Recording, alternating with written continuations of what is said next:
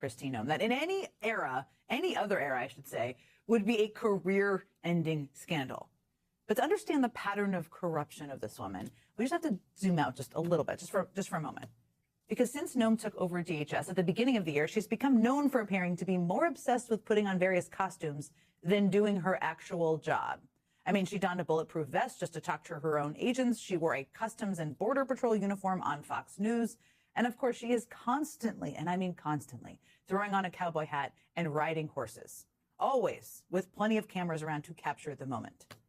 But Noem's apparent obsession with image actually goes much further than just putting on costumes, because she has directed more than $200 million taxpayer dollars into TV ads to promote her work at DHS. And just to put it in context, that is nearly twice what DHS spent on ads altogether in all of last year.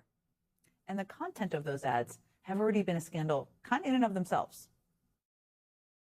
I'm Kristi Noem, the United States Secretary of Homeland Security. Thank you, President Donald J. Trump, for securing our border. And if you're wondering who exactly the target audience is for that, DHS spent $30,000 to run that ad, the one I just showed you, specifically in the ad market where Mar-a-Lago is. Now, as much as spending tens of thousands of dollars to make sure your ad plays on the TV near the president is a bizarre waste of taxpayer money, $30,000, it turns out, is a drop in the bucket compared to the more than $200 million DHS has spent this year making and airing ads. And the rest of that money is where the story gets truly bonkers. I mean, since March, we have known that DHS skipped the normal competitive bidding process when giving out the contracts to make and air these ads. DHS claimed that because Trump declared an emergency at the southern border, they didn't have to waste time getting competitive bids. And that brings me to the first part of ProPublica's big scoop today. Because it turns out that the majority of that no-bid contract money, $143 million taxpayer dollars, went to this kind of mysterious LLC in Delaware. An LLC that was created just days before it got that no-bid contract, just days. And the man who owns the home that LLC lists as its address did not respond to ProPublica's questions. Now, when asked why the agency chose that LLC, DHS said, quote, "The results speak for themselves," and then proceeded to claim that Trump has made the border the most secure it has been in American history. Not exactly answering the question. So DHS gave a $143 million no-bid contract to a brand new LLC that no one seems to know anything about. That is obviously a scandal enough to begin with. Then there's this. This is an ad Kristi Noem shot on October 2nd, which, by the way, was the second day of the government shutdown. So while hundreds of thousands of federal workers went without pay, including the nearly 50,000 TSA workers that work under Noem, Noem donned a cowboy hat and had a production company film her riding horseback with buffalo. And whether or not you care about the very weird content of the ad, you should care about who made it.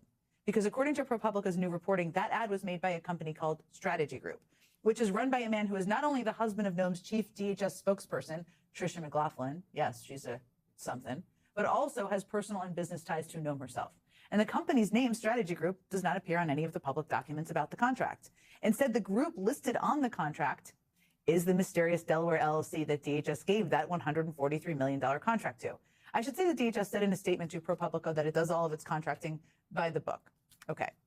But the office in charge of funding ad contracts at DHS is the Office of Public Affairs, which is run by none other than DHS spokesperson Tricia McLaughlin. And when she was asked about why DHS ended up using her husband's company, Strategy Group, to make that ad, she replied with this: "We don't have visibility into why they were chosen.